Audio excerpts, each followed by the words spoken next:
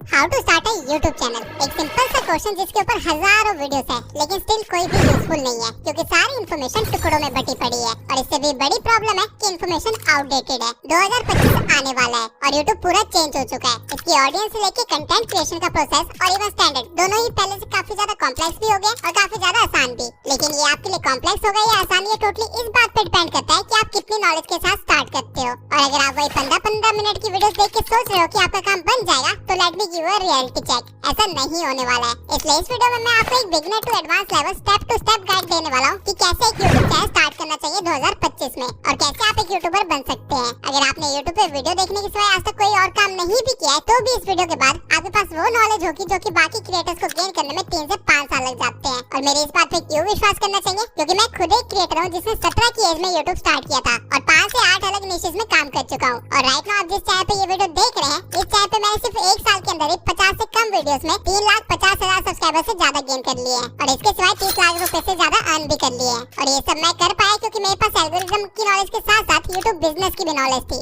जो कि आज मैं आप लोगों के साथ शेयर करने वाला हूँ। ये वीडियो किसी कोर्स से कम नहीं होने वाली है और हो सकता है इस वीडियो में मैं अपनी कुछ प्रीवियस वीडियोस को भी मर्ज करूँ ताकि आपको सारी नॉलेज एक सीक्वेंस में मिले। अगर आप इस वीडियो को पूरा देखोगे तो आपको 2025 में एक सक्सेसफुल यूट्यूबर बनने से कोई नहीं रोक सकता, ये मेरा प्रॉमिस है। जो इन्फॉर्मेशन मैं शेयर करने वाला हूँ, लोग उसे अपने कोर्सेज में देते हैं या फिर चार्ज करते हैं इस चीज के लिए, और कई सारे तो बताते भी नहीं है क्योंकि इससे उनका बिजनेस ठप हो सकता है। लेकिन मुझे इस चीज से फर्क नहीं पड़ता। ये खुद ही गेस कर लीजिए आपके सामने ज्ञान का कौन सा भंडार खुला हुआ है। तो बिना किसी देरी के शुरू करते हैं प्योर बेसिक से।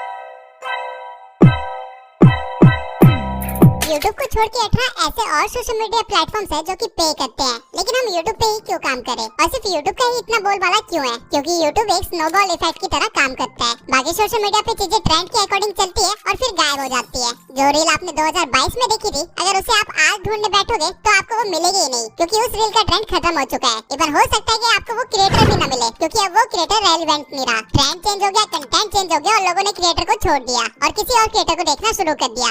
एज अ रिजल्ट उस क्रिएटर का करियर शुरू होते ही खत्म हो गया। उसने जो भी पैसे कमाए होंगे वो तब तक ही कमाए होंगे जब तक उसकी रील्स चल रही थी, लेकिन उसके बंद होते ही उसने कुछ नहीं कमाया होगा। वहीं यूट्यूब पे ऐसा बिल्कुल भी नहीं है। यूट्यूब पे आप एक बार कोई वीडियो बना के डाल दो तो उसके पैसे आपको तब तक आते रहेंगे जब तक आप जिंदा हैं। आप खुद कभी नोटिस करना कि आपको यूट्यूब चलाते हुए 2 साल 5 साल पुराना भी कंटेंट सजेस्ट हो जाता है। इवन कई बार तो 10 साल पुराना कंटेंट भी सजेस्ट हो जाता है। और जब तक कंटेंट सजेस्ट हो रहा है यानी लोगों की फीड में आ रहा है, तब तक क्रिएटर पैसे कमा रहा है। इसको आप इस वे में भी ले सकते हैं कि बाकी सारे सोशल मीडिया प्लेटफॉर्म से कंटेंट की फीड है जहाँ चीजें आ रही है और जा रही है, लेकिन यूट्यूब एक कंटेंट लाइब्रेरी है जहाँ पे चीजें स्टोर हो रही है। तो एक मेन रीजन यूट्यूब को चूज करने का यही है कि यहाँ पे स्टेबिलिटी बहुत ज्यादा है। इस प्लेटफॉर्म को आप एक लाइफ टाइम करियर की तरह भी परस्यू कर सकते हो। इसके अलावा यूट्यूब 2005 से चल रहा है और अभी तक 122 मिलियन लोग इसे रोज चलाते हैं और इस पे कंटेंट देखते हैं, यानी कि 12 करोड़ लोग रोज एक ही प्लेटफॉर्म चला रहे हैं। तो ऑब्वियसली कमिंग फ्यूचर में इसके बैन होने का तो कोई भी स्कोप नहीं है, क्योंकि ये खुद में एक पूरी इकोनॉमी भी चला रही है। अगर आज इंडिया में यूट्यूब बंद हो जाता है तो पूरी 16,000 करोड़ की इकोनॉमी को इफेक्ट पड़ेगा और ऑब्वियसली सरकार खुद का इतना बड़ा लॉस तो नहीं करवाने वाली है। इसलिए टिकटॉक की तरह ये कोई रिस्की प्लेटफॉर्म नहीं है, बल्कि सबसे सिक्योर्ड प्लेटफॉर्म है। तो अगर मैं आपको शॉर्ट में समझाऊं तो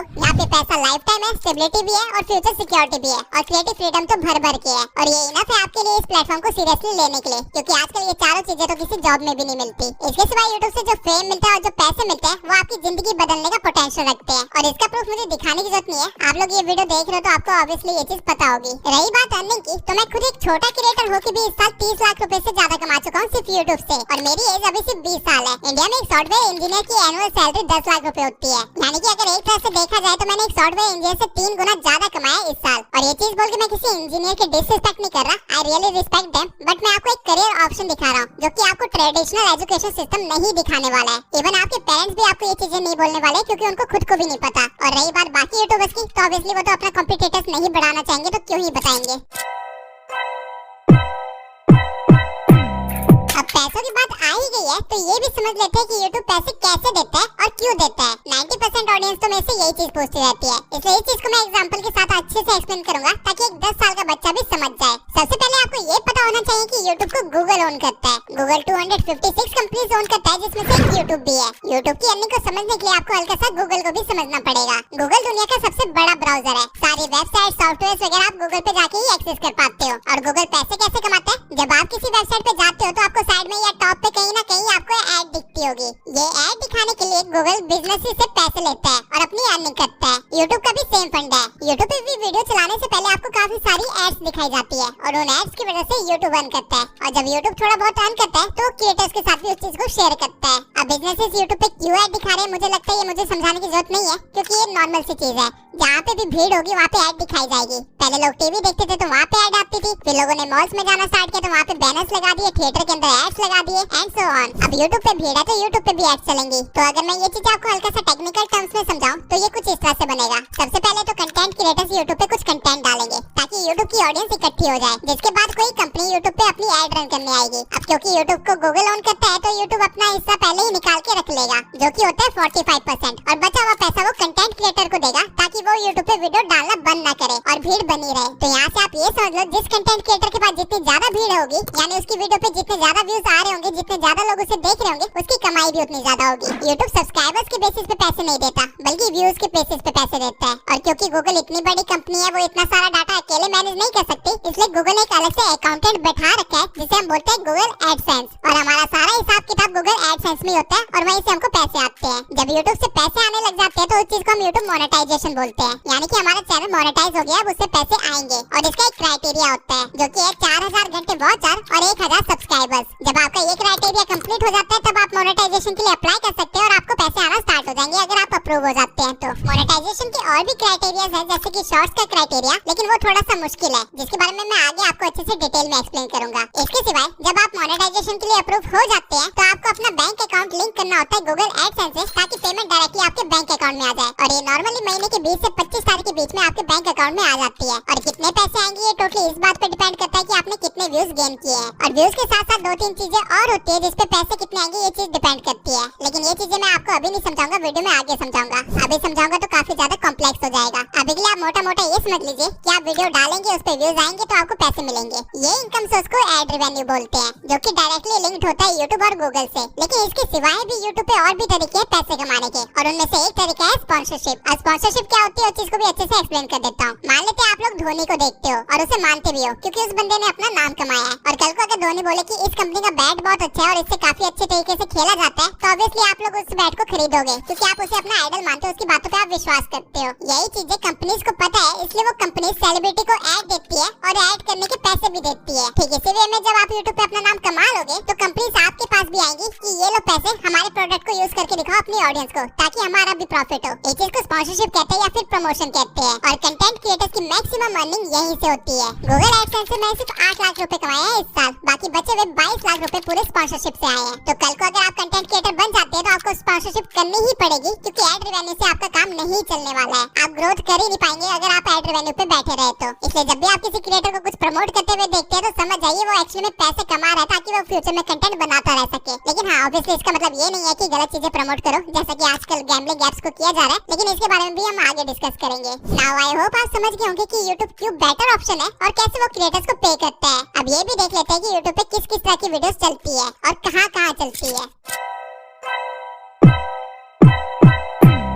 YouTube शायद एक लौटा ऐसा प्लेटफॉर्म है जिसपे 2 साल के बच्चे से लेके एक 75 इयर्स का बूढ़ा भी कंटेंट कंज्यूम कर रहा होगा, और ये कोई फिक्शनल डाटा नहीं है। YouTube किड्स, जहाँ पे बच्चों का कंटेंट डलता है, like nursery rhymes, moral stories, toy reviews, Pega pig and so on. वहाँ पे डेली के 500 मिलियन व्यूज जा रहे हैं, यानी कि 50 करोड़ बच्चे डेली कंटेंट कंज्यूम कर रहे हैं वहाँ पे। और नॉर्मल यूट्यूब पे डेली के 122 मिलियन एक्टिव व्यूअर्स आते हैं, जिसका डाटा मैं आपको स्क्रीन पे शो कर देता हूँ। इस डाटा से आपको ये पता चल जाएगा कि किस एज ग्रुप के कितने लोग यूट्यूब चलाते हैं, और उनको अगर नंबर में कन्वर्ट किया जाए तो वो कितने बनते हैं। नाउ जो चीज एक 13 साल का बच्चा देख रहा होगा, वो चीज कोई 40 साल वाला बंदा तो नहीं देख रहा होगा। इवन आप किसी भी एज ग्रुप को पकड़ लीजिए, उसमें भी आपको हद से ज्यादा वैरायटी दिख जाएगी। मैं अभी आपको कुछ ऐसी वीडियोस दिखाता हूँ जो कि शायद आपने कभी देखी ही नहीं होगी।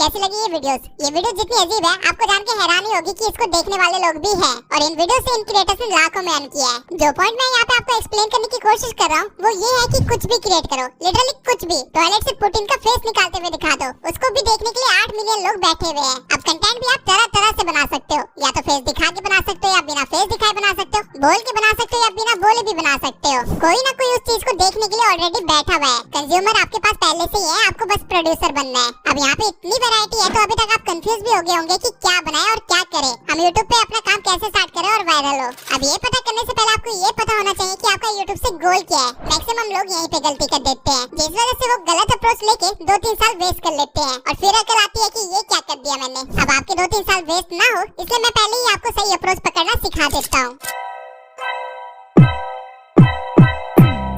सबसे पहले आपको ये पता होना चाहिए कि आपको YouTube से क्या चाहिए, पैसा या फेम। सारा गेम सिर्फ इन 2 एलिमेंट्स के आसपास घूमता है। मैं ऐसे क्रिएटर्स को भी जानता हूँ जिनका बहुत ही ज्यादा नाम है लेकिन वो मुश्किल से महीने के 15 लाख कमाते हैं। वहीं कुछ ऐसे क्रिएटर्स भी है जिनकी शक्ल आज तक किसी ने नहीं देखी है लेकिन वो महीने के 50 लाख तक अर्न करते हैं और दोनों ही अपनी लाइफ में काफी खुश है क्योंकि दोनों को वही चीजें चाहिए थी और उन्होंने वही अचीव किया है। कोई नाम कमाना चाहता था तो कोई गुमनामी में रह के काम करना चाहता था। जब मैंने 17 की एज में अपना काम स्टार्ट किया था तब मैं भी गुमनाम रह के अपना काम करना चाहता था, लेकिन 3 साल एक्सपेरिमेंट करने के बाद मुझे समझ आ गया कि गुमनाम रह के मैं अपने गोल को अचीव नहीं कर पाऊंगा, मुझे शक्ल दिखानी ही पड़ेगी और वो मैं करने भी वाला हूँ जल्दी। पॉइंट ये है कि जो मेरा गोल था उसके लिए मेरी अप्रोच गलत थी, या कह लीजिए कि टाइम के साथ मुझे अप्रोच चेंज करनी पड़ी रेलेवेंट रहने के लिए। अब मेजर फैक्टर तो मनी और फेम ही है लेकिन उसके नीचे थोड़े और सब फैक्टर्स हैं